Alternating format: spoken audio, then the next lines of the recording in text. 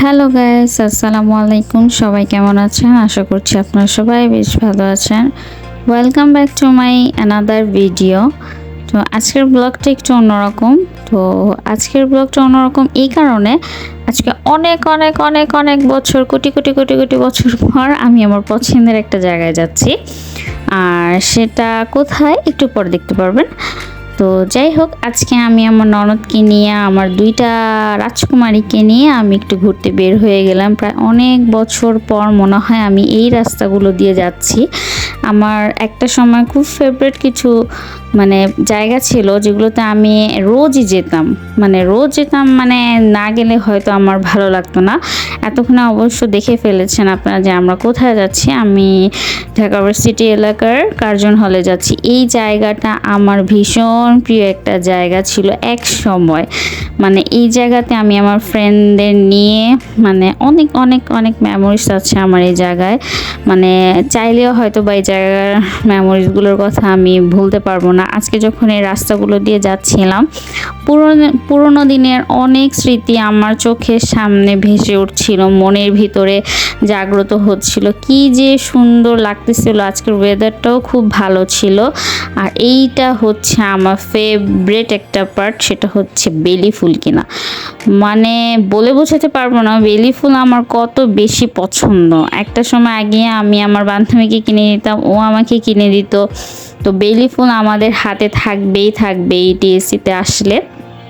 তো আজকে যখনই রিক্সা থেকে নেমে দেখলাম যে খালাটা বিক্রি করছে, আমি সাথে সাথে দুটো বেলি ফুলের মালা কিনে নিলাম। আমার বেলি ফুলের স্মেলটা খুব বেশি পছন্দ। কার কার বেলি ফুল পছন্দ অবশ্যই কমেন্ট করবেন। এই তো আমি আর আমার ননদ মিলে বেলি ফুলটাকে হাতে পরে একটু ছবি তুলছিলাম এখানে। আমার ননদেরও ভীষণ প্রিয় বেলি ফুল, তো ভাবলাম যে দুইজনে একসাথে পরে ফেলি। তো অনেক দিন ধরেও আমাকে বলতেছিল, ভাবি এখানে নিয়ে চলো একটু ঘুরে আসি, আমি কখনো যাইনি, তোমার মুখে এত শুনেছি এই জায়গার কথা। জায়গাটা খুবই সিম্পল, কিন্তু জানি না কার কাছে কেমন লাগে, কে কে গিয়েছেন সেটাও কমেন্ট করবেন। আমার কাছে ভীষণ ভাল লাগে এরিয়াটা। এরিয়ার প্রত্যেকটা জায়গা আমার কাছে খুব ভাল লাগে, বিশেষ করে কার্জন হল, এটা আমার খুবই পছন্দের একটা জায়গা। আর এখানে যে পুকুর পাড়টা আছে সেটা অনেক বেশি পছন্দ। তো আমি যতটুকু জানি বাইরের মানুষ অ্যালাউ না, তো অনেক সময় অ্যালাউ করে, অনেক সময় করে না। তো এখানে আমরা ঢুকে অনেক জায়গা ঘুরছিলাম, ছবি তুলছিলাম। এই যে দেখেন বিল্ডিংগুলো, এগুলোর প্রতিটা কোনায় কোনায় আমার অনেক অনেক স্মৃতি আছে, যেটা বলে হয়তো বোঝাতে পারবো না। আমার মেমোরিজগুলো এমনভাবে ভাসছিল চোখের মাঝে, আমি মনে হয় পুরোনো দিনে ফিরে গিয়েছিলাম। একটা সময় স্টুডেন্ট ছিলাম, এখানে প্রতিদিনই আসা হতো, বান্ধবীদের নিয়ে সময় কাটাতাম, টিএসসি এরিয়া ঘুরে বেড়াতাম, চা খেতাম, ফুচকা খেতাম, ভেলপুরি খেতাম, খুবই ভালো লাগতো। আর এই পুকুর পাড়ে এসে যে কত সময় কাটিয়েছি ফ্রেন্ডরা মিলে, সেটা হয়তো বা বলে বোঝাতে পারবো না। তো এখন মা হয়ে গিয়েছি, সংসারের অনেক দায়িত্ব, অনেক সময় অনেক কিছু চাইলেও হয়তো বা হয়ে ওঠে না। দুইটা মেয়েকে এখন সারাদিন পালতে হয়, ওদের খাওয়া দাওয়া, ওদের সব কিছুই আমার একা হাতে করতে হয়।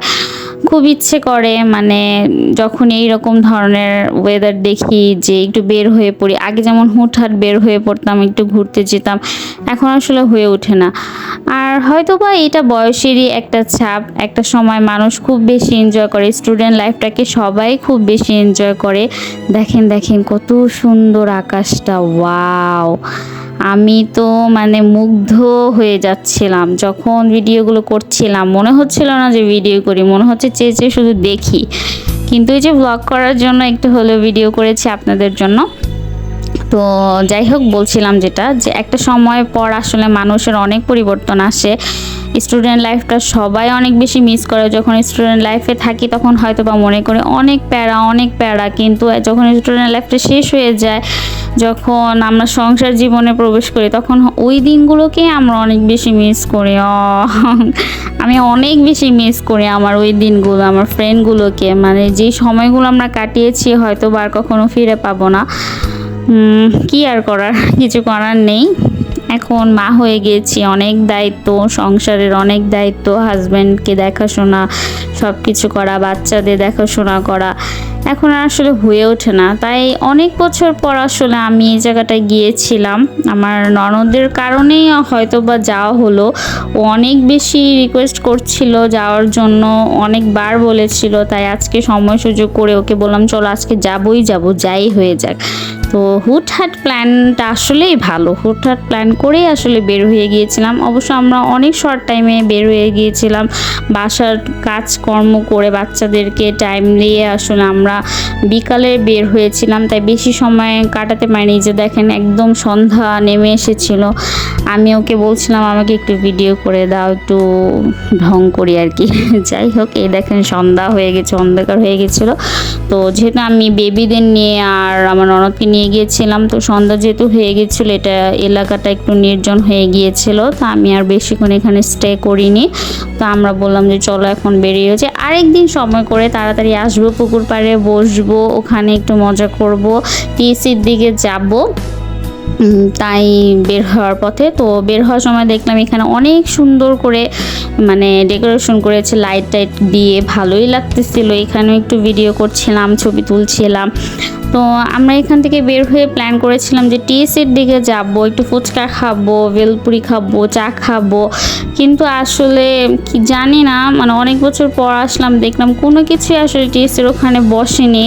ফুচকাওয়ালা মামারাও নেই, চা ছিল কিন্তু যেখান থেকে চা খাই সেটাও ছিল না। তাই আর কি করার, ব্যাক করেছিলাম বাসার দিকে, ভাবলাম যে থাক চলে যায়, অন্য আরেক সময় আসবো।